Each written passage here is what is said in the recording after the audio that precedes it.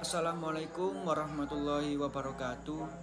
Perkenalkan, nama saya Ridwan Saputra dengan NIM 13 12 500 251. Saya berasal dari kelompok 5. Pada kesempatan ini, saya bersama teman-teman kelompok saya akan membahas tentang laisit, yaitu sebuah konsep penting yang menjadi dasar kehidupan bernegara di Prancis.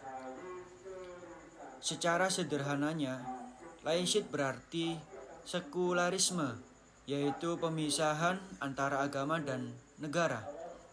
Namun, maknanya lebih dalam dari sekedar pemisahan. Laisit menegaskan bahwa negara harus bersikap netral terhadap agama, tidak mendukung atau menentangkan agama apapun. Dengan prinsip ini, warga negara bebas memeluk agama apapun atau bahkan memilih untuk tidak beragama sama sekali. Negara menjamin kebebasan itu, tetapi dalam waktu yang sama, agama tidak boleh mempengaruhi kebijakan publik. Jadi, laisit bukan anti agama, melainkan upaya untuk menjaga agar ruang publik bebas dari dominasi keyakinan tertentu, demi terciptanya keadilan, kesetaraan. Assalamualaikum warahmatullahi wabarakatuh. Perkenalkan, nama saya Fakila Muntaza dengan NIM 13 12 500 220. Di sini saya akan melanjutkan dengan pembahasan dengan ICT. Di sini untuk memahami LAICT, kita perlu melihat sejarahnya. Pada masa sebelum revolusi Perancis pada tahun 1789, gereja Katolik memiliki kekuatan besar dalam kehidupan sosial dan politik.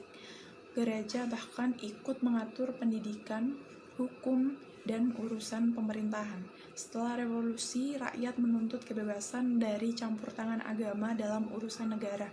Dari disinilah lahir gagasan tentang memisahkan antara gereja dan negara.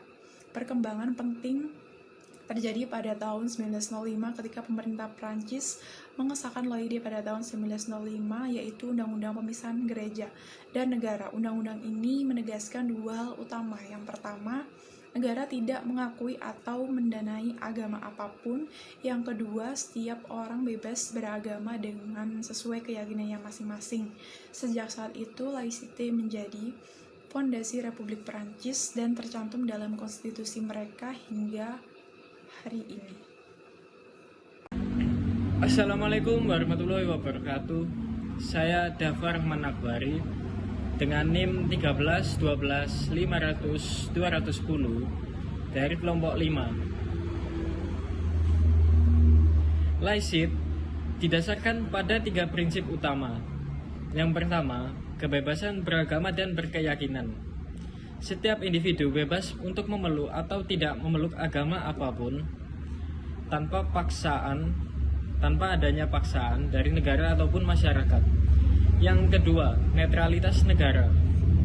Pemerintah dan semua institusi publik harus netral terhadap agama. Artinya, tidak boleh ada simbol, ajaran, atau aturan keagamaan dalam lembaga negara.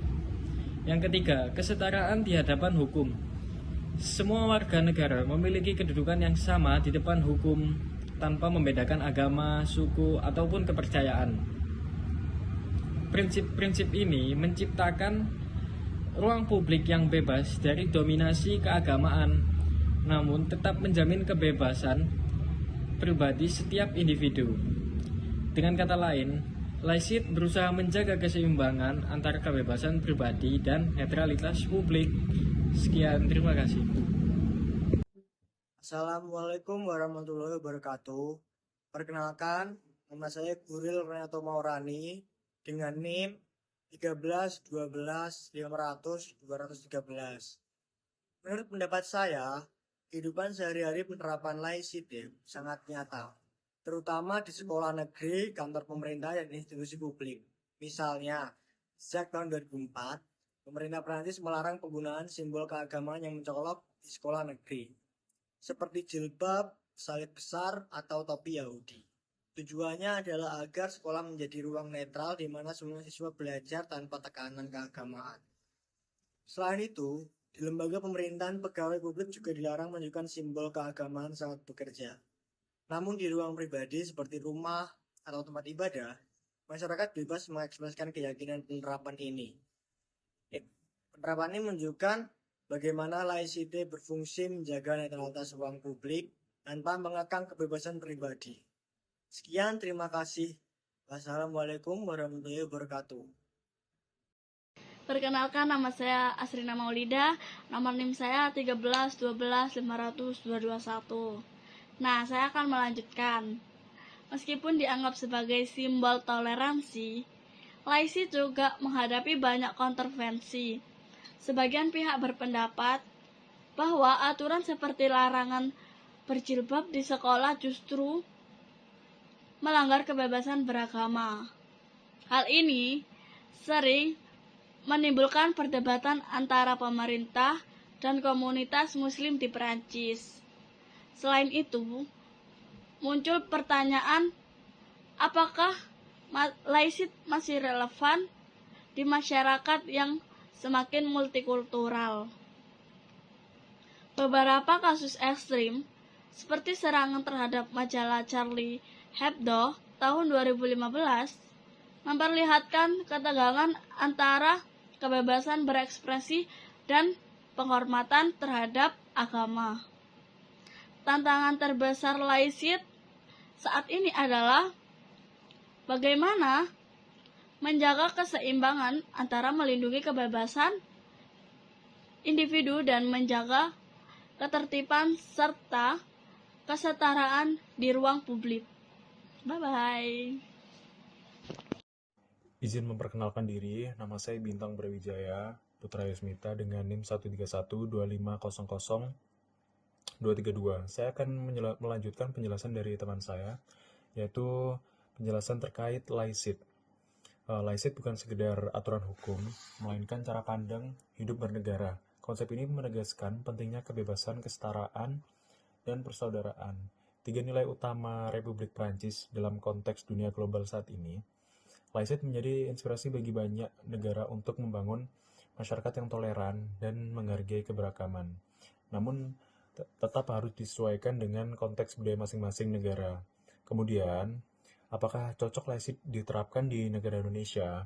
Menurut kami, tidak sepenuhnya cocok.